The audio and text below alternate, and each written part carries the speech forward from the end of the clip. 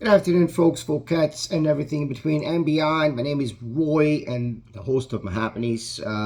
As far as I'm concerned, the only host in the history of the internet who fully and wholeheartedly admits that he has no idea what he's talking about. But he can keep trying and trying and trying.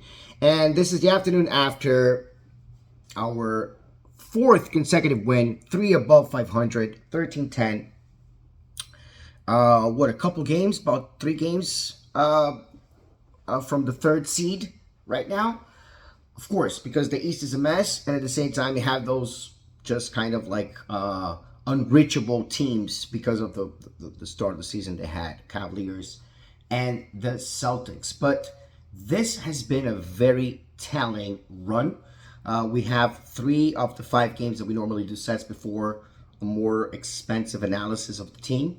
And I can tell you that, of course, we have to be happy. I mean, we have to be happy with the win against the Suns. We have to be happy that we beat the number one seed in the East and in the power rankings, the Cavs.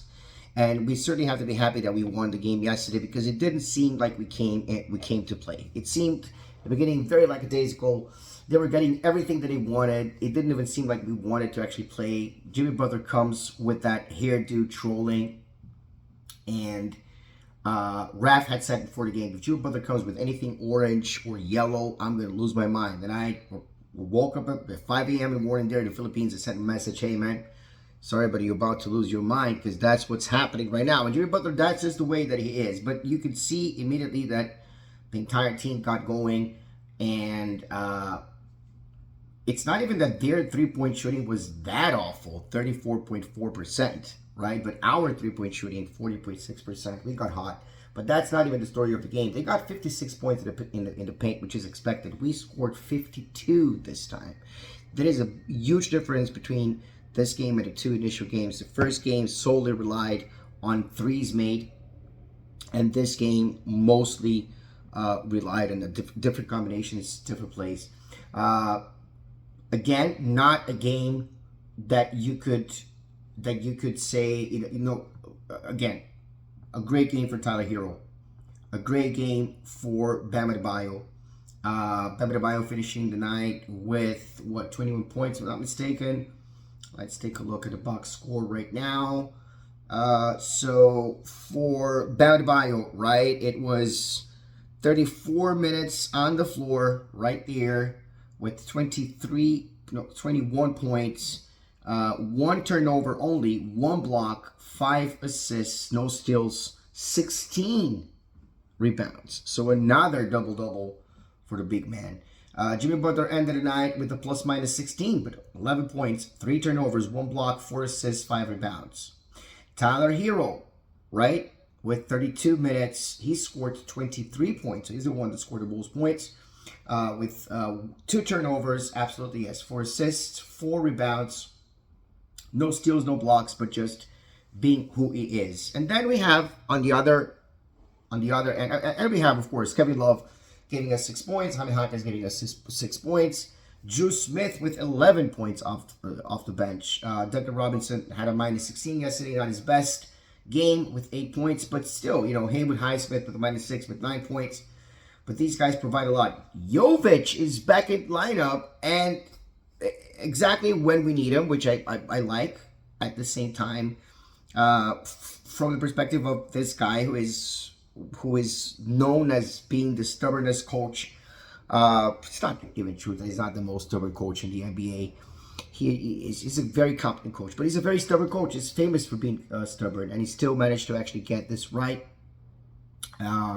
Getting Nikola Jovic 24 minutes, and he was able to get there 14 points, 4 assists, 4 rebounds, a complete performance. But on the other end, as I was saying, we had Terry Rozier, who just does not fit in with the team. Is minus 5, not even that bad, but only 5 points. You could see Drew Smith not passing the ball, as Raf very well noted, to Terry Rozier. So if you have Drew Smith not passing the ball to Rozier, then you already know that Terry Rozier is cooked. So I do think that this situation right now, we have a lot to think about. We have to think about the whether we want to restructure our team, but we know that the Miami Heat doesn't normally tank, so I don't know if that's an option, but whether that's going to be an option in the future, uh, uh, in the event that we do end up not trading, but let's say losing, letting Jimmy Butler walk and opt out on the extension.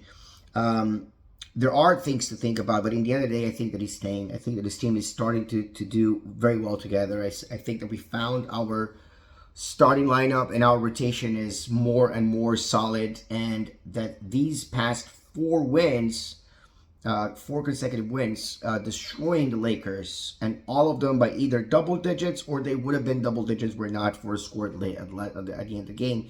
They show that we actually have a competitive team because we're also beating teams with winning records.